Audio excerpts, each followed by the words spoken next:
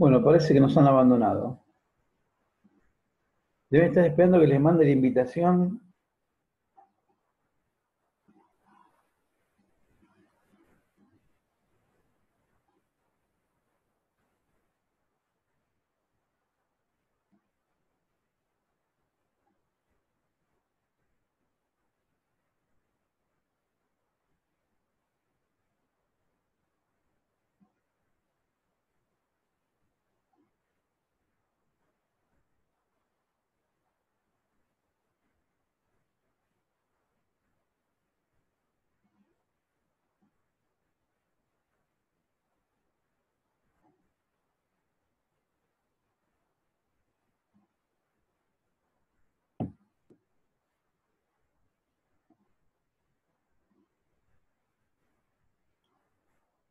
Bueno, muy bien.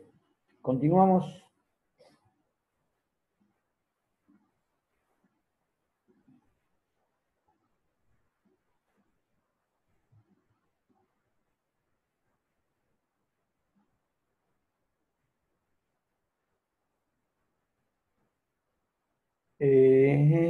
Estamos ahí en la pregunta 6. Habíamos visto la pregunta 6. Presumo que quedó claro para todos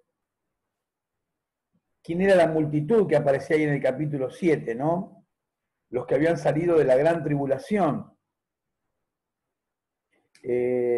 Dijimos que después de que la iglesia fue levantada, que comienza la tribulación, obviamente podríamos decir de alguna manera que nos encontramos con distintos grupos de personas, ¿no? Un grupo de personas que se congregaba con nosotros, pero que no tenía una vida de relación con el Señor y por lo tanto se quedó, porque no formaba parte de la iglesia, por más que estuviera congregándose, ¿sí? Y después hay otro grupo de personas a las cuales nosotros les hemos predicado el Evangelio. Es decir, que escucharon la verdad de Dios, pero que en su momento no aceptaron. Entonces, cuando todo esto ocurra, tanto un grupo como el otro van a entender qué es lo que está pasando y probablemente sea un grupo bastante numeroso y probablemente muchos de ellos, hola Delia, probablemente muchos de ellos formen parte de esta gran multitud, sumándose a ellos además los que recibieron la predicación de los 144.000, ¿sí? Así que esto es lo que habíamos comentado respondiendo a la pregunta de Flavio allí en el grupo, ¿sí? Bien. La pregunta 7 dice,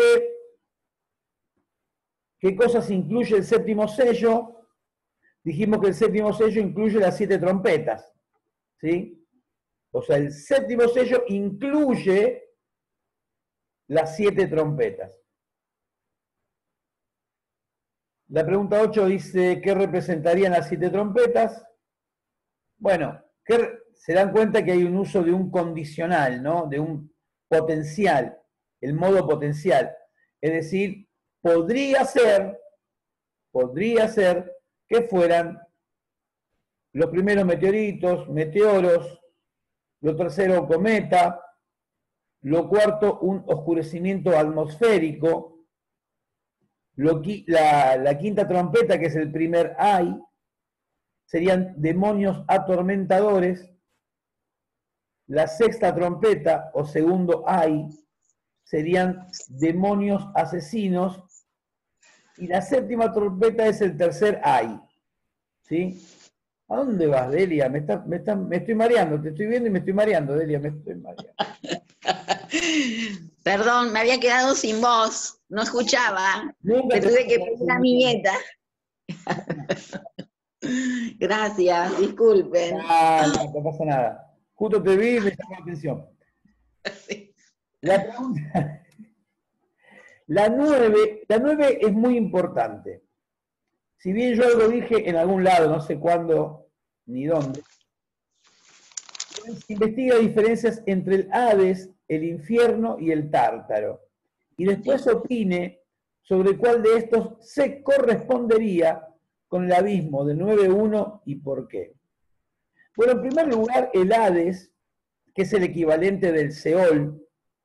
Seol es el lugar de los muertos en hebreo y el Hades es el lugar de los muertos en griego.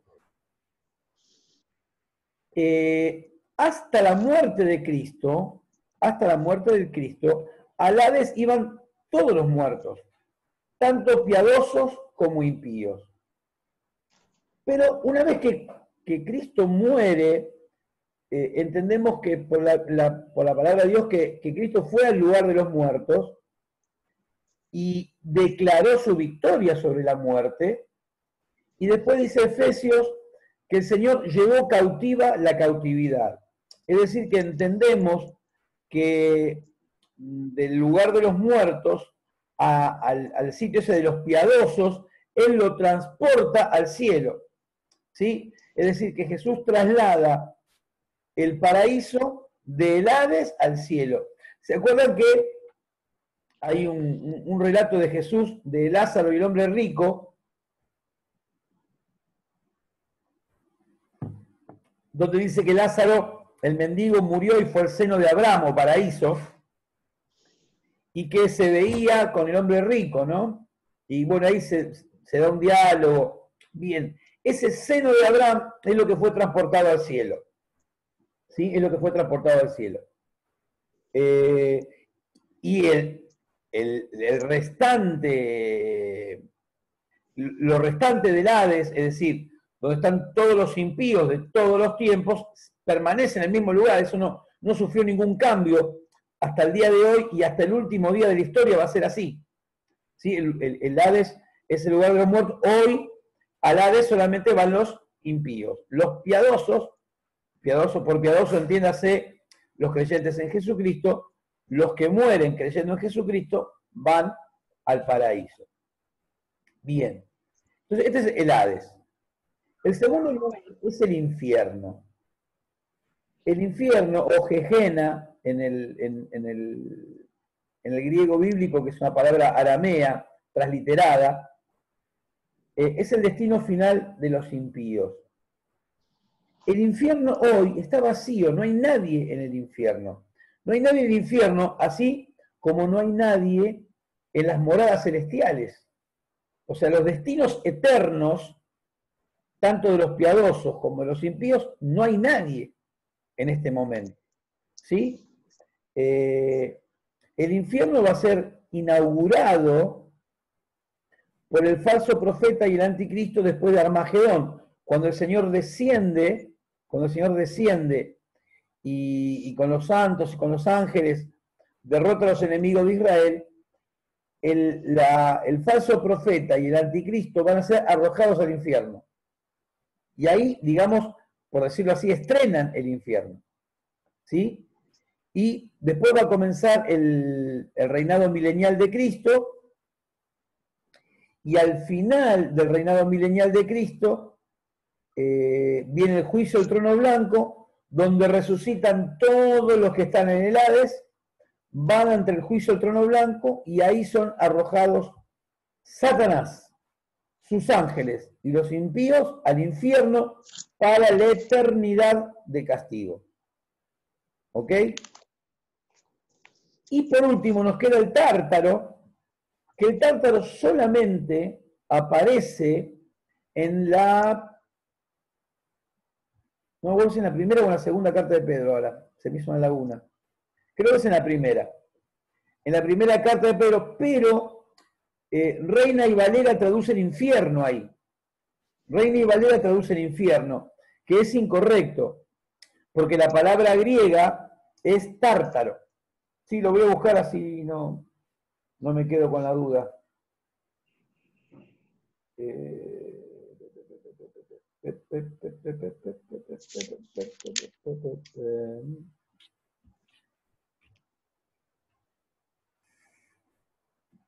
Infierno.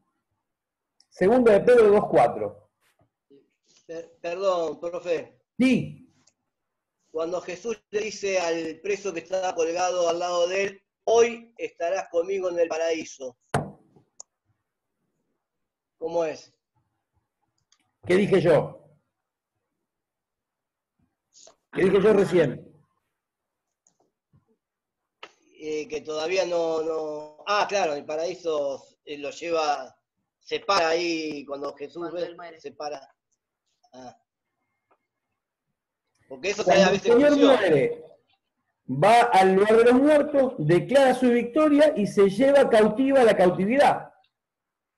Sí. Y ya sea que cuando bajó dijo, hola, ¿qué haces? ¿Cómo te va? O cuando subió se lo llevó y le dijo, vas a estar conmigo hoy, vas a estar conmigo en el paraíso. Es decir, cuando él se lleva cautiva la cautividad, se lleva al paraíso. Lo que se lleva es el paraíso. Y es ahí donde le dice, vas a estar conmigo. O sea, como murió como piadoso, forma parte de esa compañía que está en el paraíso. Y estuvo con él ese día, porque descendió, por decirlo de alguna forma, descender de lenguaje figurado, porque no es que está abajo, ¿no? Descendió, es una forma, porque, ¿cómo decirlo? Conforme a las creencias antiguas, el infierno estaba en el centro de la tierra y qué sé yo.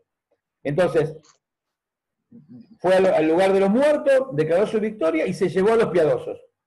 ¿Sí? Y ahí está donde encaja perfectamente lo que le dijo a ese ladrón. ¿Está bien?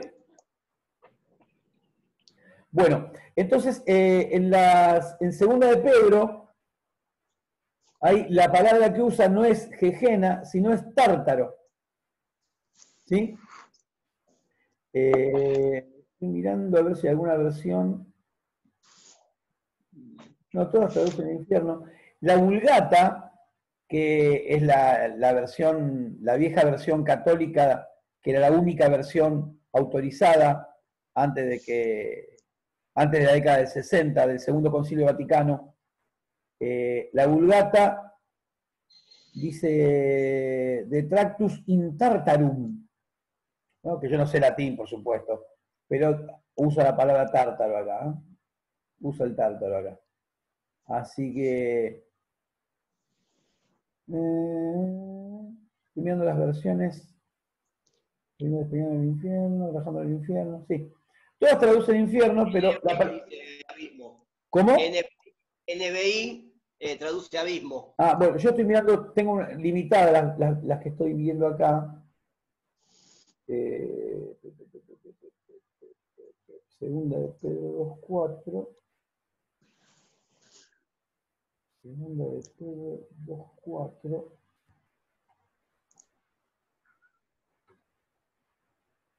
Biblia al día, traduce abismo, perdón. Sí, está bien, digo bien, traduce abismo. Biblia al día traduce abismo. Weber Cantera traduce tártaro. Nácar Colunga traduce tártaro, que son las versiones católicas. La Biblia de Jerusalén traduce tártaro. La Biblia textual traduce tártaro. Dios habla hoy, infierno. Vidas Américas, infierno. Biblia española, infierno. NTV, infierno. NBI, abismo. Bien. Bueno, algunas, la Biblia católica, mirá vos, no le había prestado atención. La Biblia católica traduce en tártaro directamente. Bastante interesante, ¿no? Y apropiado, por otra parte. Muy bien, entonces, este abismo o tártaro es donde probablemente encontremos a los demonios, a los ángeles de Génesis 6, ¿sí? Si entendemos que cuando el relato de Génesis 6 habla de los hijos de Dios y entendemos que esos hijos de Dios son ángeles caídos, un grupo especial de ángeles caídos que le engendraron hijos a las mujeres y fueron encerrados en prisiones de oscuridad en el Tártaro, como dice Primera de Pedro, Segunda de Pedro y Judas. Si asociamos de esa manera, entendemos que ahí están encerrados ese grupo de demonios. Bueno, espero que haya quedado claro, si no me preguntan. ¿Sí? Después dice, intente encontrar un paralelo, a 9.1. Me perdí. Apocalipsis 9.1. En los evangelios y mencione las citas. Dice, el quinto ángel tocó la trompeta y vio una estrella que cayó del cielo a la tierra y se le dio la llave del pozo del abismo. ¿La encontraron esa? ¿Quién encontró algo ahí? ¿Qué pusieron ahí?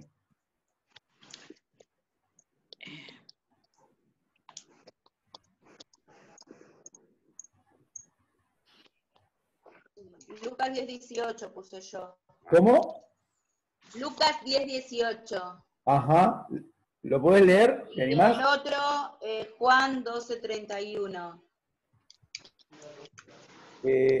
Lucas 10:18 es el pasaje donde regresan los que Jesús envió a predicar y estaban enloquecidos, dice, vos no sabés, los demonios se nos sujetaban, le cuentan a los discípulos, ¿no? Y el Señor le dice, tranquilo, no se pongan tan contentos por eso, sino porque su nombre está inscrito en el libro de la vida. Y le dice, yo veía a Satanás caer como un rayo, ¿no? Y la realidad es que cuando Jesús dice eso en Lucas,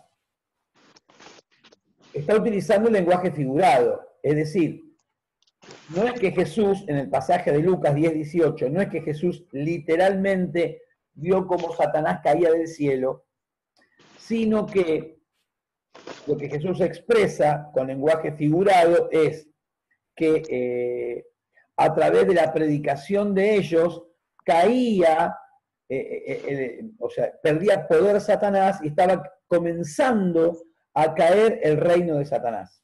Eso es lo que quiere decir Lucas. ¿Por qué les hago esta pregunta? Porque muchos creen que Lucas 10:18 es literal. ¿Sí? Entonces, quizás alguno leyendo asocia este pasaje de 9.1 con Lucas 10:18 y no tiene nada que ver. No tiene nada que ver. Porque el 9.1 es literal. ¿Sí? En 9.1 no hay un lenguaje. El lenguaje figurado pasa por otro lado, no pasa por la metáfora, pero no por una ilustración de un hecho espiritual. No sé si me estoy explicando bien. ¿Sí? Hechos 10:18, cuando Jesús dice, yo veía a Satanás caer como un rayo, no es que lo vio literalmente cayendo. No estaba cayendo Satanás, lo vio caer. Sino que estaba expresando que con la predicación del Evangelio, el reino de Satanás comenzaba a caer. Eso es lo que Jesús expresó en Lucas. En Apocalipsis, literalmente está la caída de Satanás a la tierra y lo que va a realizar, que dice, se le dio la llave del pozo del abismo. ¿Mm? ¿Está bien? Les pido por favor que si no entienden algo me paren, porque yo no puedo saber si entienden o no entienden, porque no estamos juntos. Sí. Y el que quiere hacer algo, habilite el micrófono y pregunte. ¿Cuál sería entonces? ¿No hay ninguna? ¿Ninguna cita? ¿Ningún paralelo? No, dice, intente encontrar un paralelo y mencione la cita. Vos pusiste Lucas 10:18 y está perfecto. Ahora, ahí viene la explicación. La cita está bien, la que pusiste. Es la cita correcta. Dice, intente encontrar un paralelo en los evangelios. No hay ningún paralelo. Pero Jesús dice, yo veía a Satanás caer como un rayo, y acá menciona que una estrella cayó del cielo y creemos que es Satanás, entonces este sería el pasaje paralelo. Esa es lo que yo pretendí provocar, que es lo correcto. O sea, vos pusiste lo correcto. Ahora, una vez que ponemos el disparador, que es la pregunta 10, viene la explicación. 10:18 no tiene nada que ver con 9.1 de Apocalipsis. Porque 10:18 Jesús usa un lenguaje figurado y en 9.1 la caída es literal. ¿Se entendió?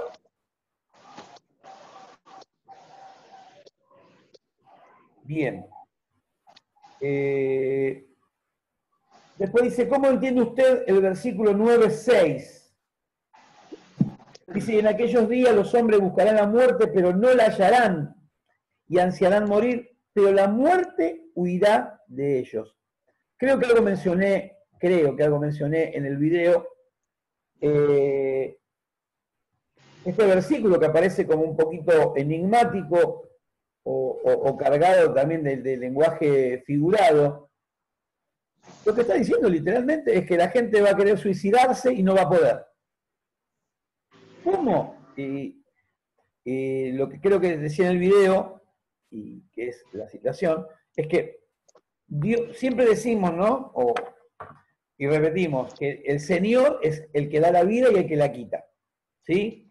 Cuando alguien parte de este mundo decimos, bueno, el Señor se lo llevó, ¿no es cierto? Porque entendemos que Dios es el que da la vida y el que la quita. Inclusive cuando se habla de la pena de muerte, nosotros usamos como un argumento que solamente Dios puede quitar la vida y qué sé yo. Y en este caso, lo que Dios hace es simplemente no tomar la vida. Es decir, yo no tengo potestad de retener mi vida, ¿sí? Si me agarra un tren y me pasa por arriba, yo no puedo retener mi vida. No tengo esa capacidad. ¿Sí? Ahora, sí tengo la capacidad, si me pego un tiro, de quitármela. Pero ¿por qué? Porque yo me pego un tiro y Dios toma esa vida. Ahora, lo que Dios va a hacer ahí es no tomarle la vida. Y la vida le es retenida a las personas. Es re loco, ¿no? Pero es así. Es decir, en lugar de Dios tomar la vida del que intenta suicidarse, se la deja. Y le queda la vida. Y van a intentar quitarse la vida y no van a poder. Se van a tirar a un 10º piso, van a caer de cabeza y se van a levantar como los pibes, ¿no? Cuando se golpean, que se levantan y siguen. Así que el 9:6 es un versículo alucinante, ¿no? Porque representa lo tremendo del juicio de Dios. O sea, los tipos, para no sufrir todo eso que viene, se quieren suicidar y no se pueden suicidar. Dios no se lo permite. Dice, no, vos te quedás acá. Vos te quedás acá y vas a aguantar lo que te toca, ¿no? Impresionante.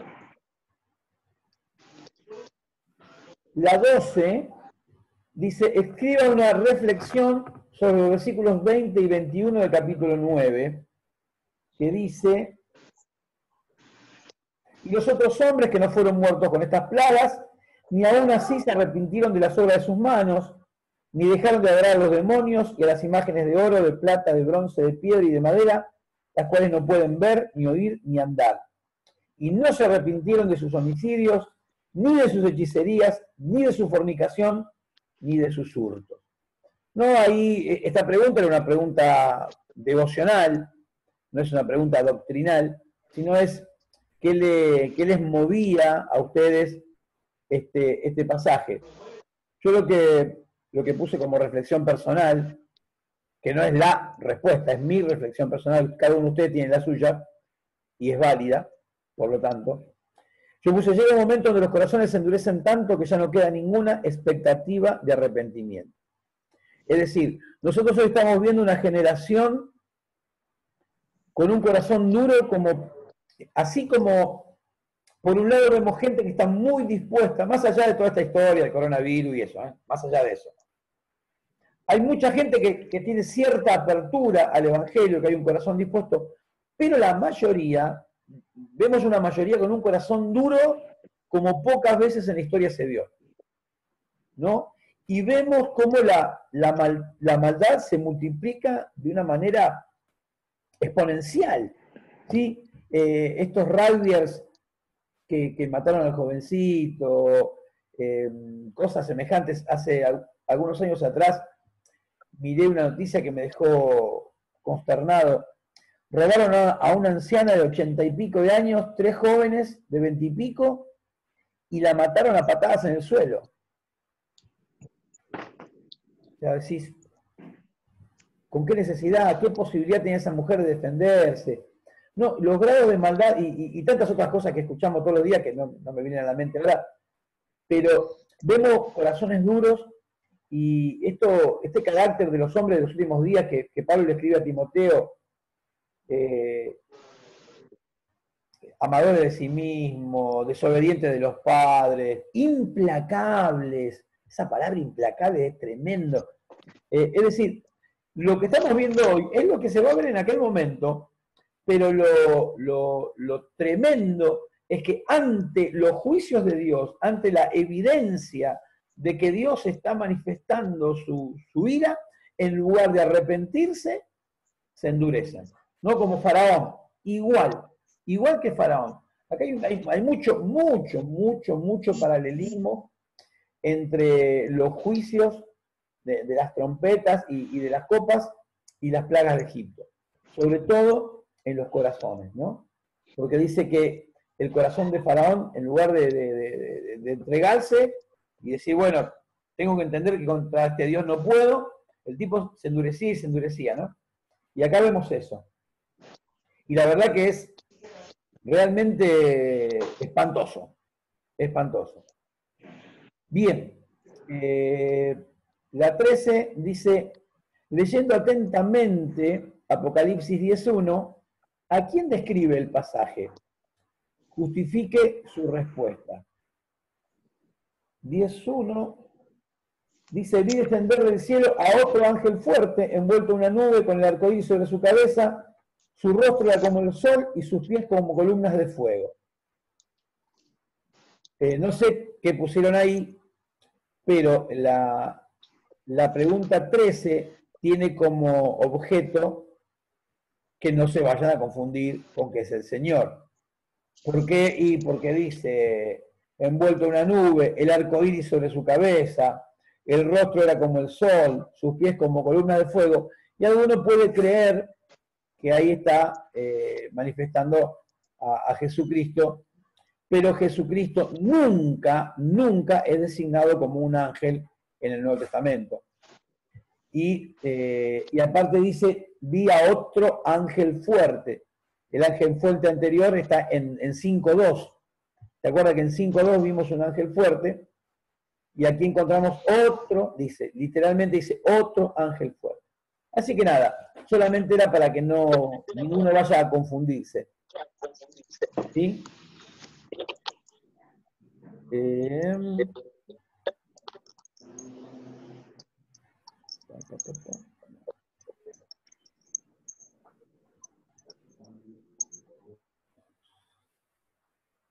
Bien.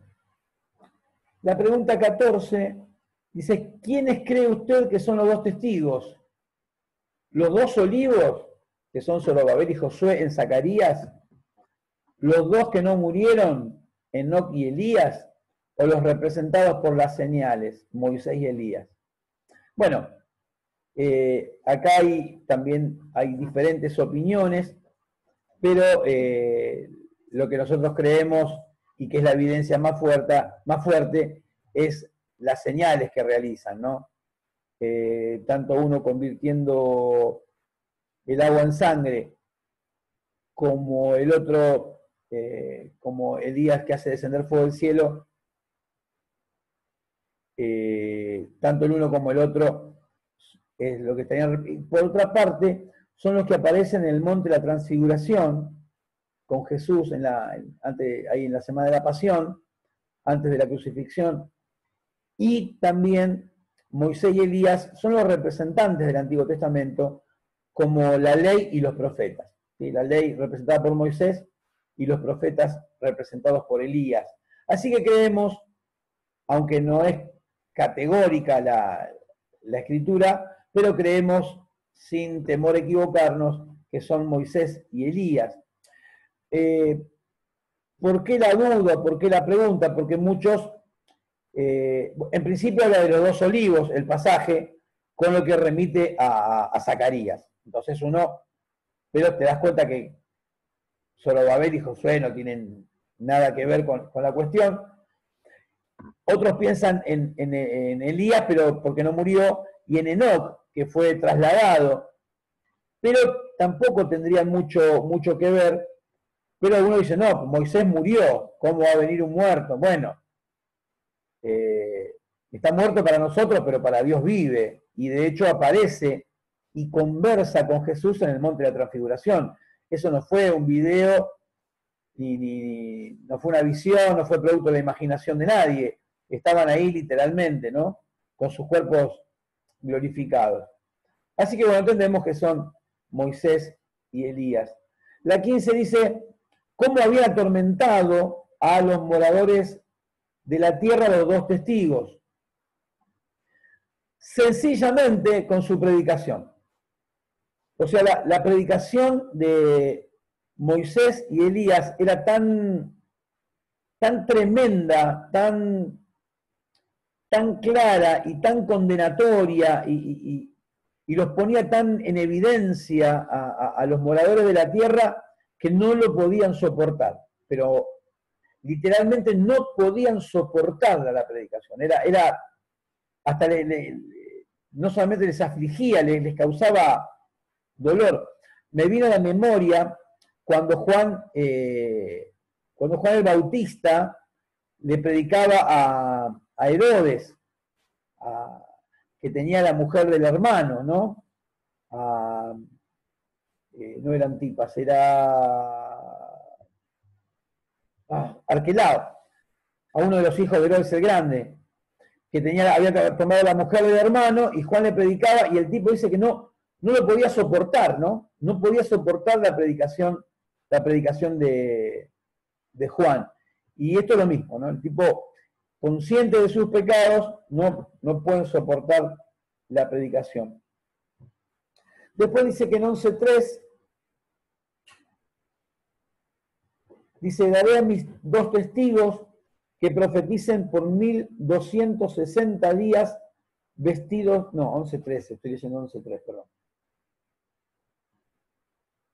11.13 dice, en aquella hora hubo un gran terremoto y la 10ª parte de la ciudad se derrumbó y por el terremoto murieron en número de 7.000 hombres y los demás se aterrorizaron y dieron gloria al Dios del cielo.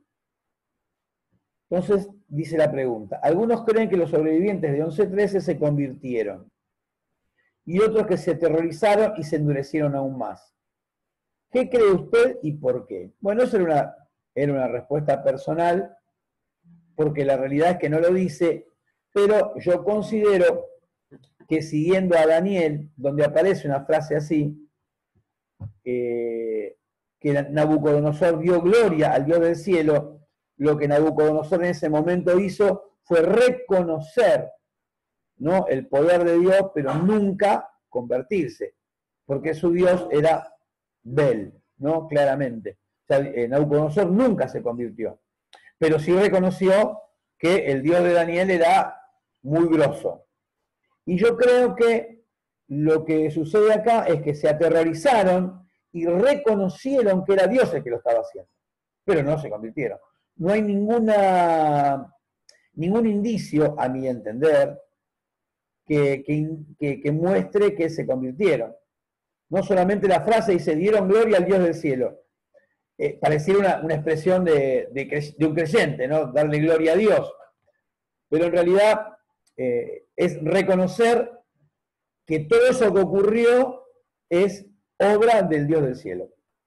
A mi entender, no hay otra cosa más que esa. La 17 dice, ¿dónde termina el segundo paréntesis? 11.14 dice, el segundo ay pasó, he aquí, el tercer ay viene pronto. Dice, el séptimo ángel tocó la trompeta y hubo grandes voces en el cielo que decían, los reinos del mundo han venido a ser, Es decir, que termina, el segundo paréntesis termina en la séptima trompeta. Sí, porque no están puestos los paréntesis, no están escritos. Uno tiene que, se infieren de la lectura. Entonces no sé qué pusieron por ahí, pero termina en la séptima trompeta y comienza del 15 al 19, comienza el tercer paréntesis. ¿Sí? Dice, los 24 ancianos que estaban sentados delante de sus rostros se postraron y adoraron a Dios diciendo, te damos gracias, Señor Dios Todopoderoso, el que eras el que eres, eras y has de venir, y serán las naciones, y ahí comienza el tercer paréntesis. Igual lo tienen en el bosquejo, al inicio de Apocalipsis, en la carpeta tiene el bosquejo, y ahí están indicados todos y cada uno, ¿no? La 18 era una difícil, no sé si la respondieron. ¿Quién respondió la 18? ¿Alguno respondió la pregunta 18? La pregunta 18 era un enigma.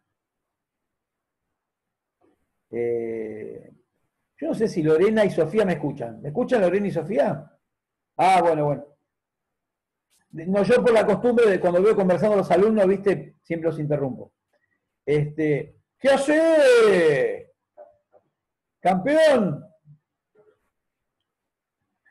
Bueno, decía entonces que la 18 probablemente ninguno la tenga respondida, porque literalmente no aparece en ningún lado. Pero si me quieren acompañar a Éxodo 26:30, y después les voy a contar cómo surgió esta pregunta, y por ahí se ríen. Éxodo 26:30.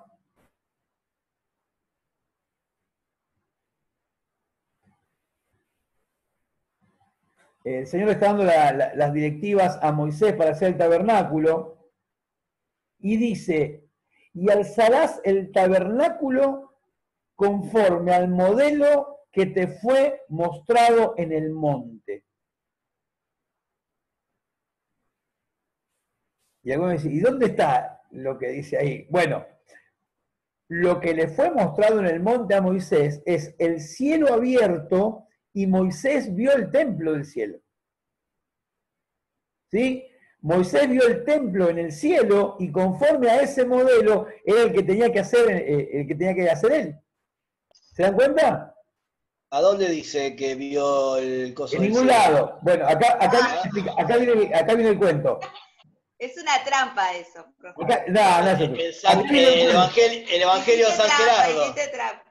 El cuento es que en mi memoria había quedado una hermosa predicación que yo escuché en una oportunidad de este pasaje, y yo estaba completamente seguro que en el texto bíblico estaba que Moisés había visto el templo en el cielo, que se abrió el cielo y Moisés vio el templo.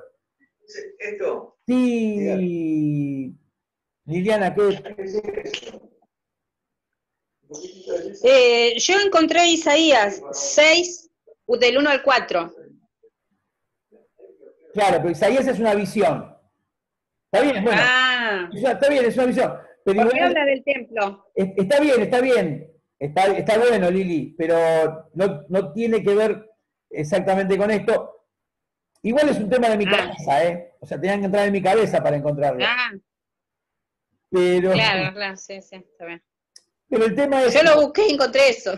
Lo anecdótico es que en mi cabeza estaba que el texto bíblico decía que el cielo fue abierto y que Moisés, estaba seguro yo, ¿no? Hubiera jugado plata. Y estuve, no sé, una semana buscándolo. Y busqué, y entendí que no estaba en el texto, sino que habría estado en la predicación. El predicador lo dijo, y a mí me quedó en la cabeza, como nos pasa tantas veces, con tantas cosas, que alguna vez escuchamos y nos quedaron ahí como que estaban en la Biblia. No, viste ese, ayúdate que te ayudaré, qué sé yo, y esas cosas raras. Bueno, la cuestión es que dice, conforme al modelo que te fue mostrado en el monte, número 1, inevitablemente el que se lo mostró fue Dios. Número 2, tiene que haber sido desde el cielo, no es inevitable. Es decir, y asociando este pasaje que estamos viendo de Apocalipsis con el pasaje de Éxodo, lo que presumimos, especulamos, es que lo que Moisés vio fue el templo en el cielo. ¿Sí? Lo que Dios le permitió ver a Moisés fue el templo en el cielo, y ese fue el modelo que Moisés va a terminar llevando a cabo. ¿Sí? Porque no tenía un libro, no tenía una foto, no tenía un dibujo, no tenía nada. O sea, tiene que haber sido Así como este predicador me contó a mí, que yo me quedé fascinado y lo busqué como loco, tuve una semana literal, buscando el texto en la Biblia, a donde hablaba el templo del cielo y nunca lo encontré. Así que bueno, nada, más allá de la anécdota, entendemos que, o por lo menos yo entiendo, que cuando le fue mostrado el modelo en el monte, no hay otra forma que haya sido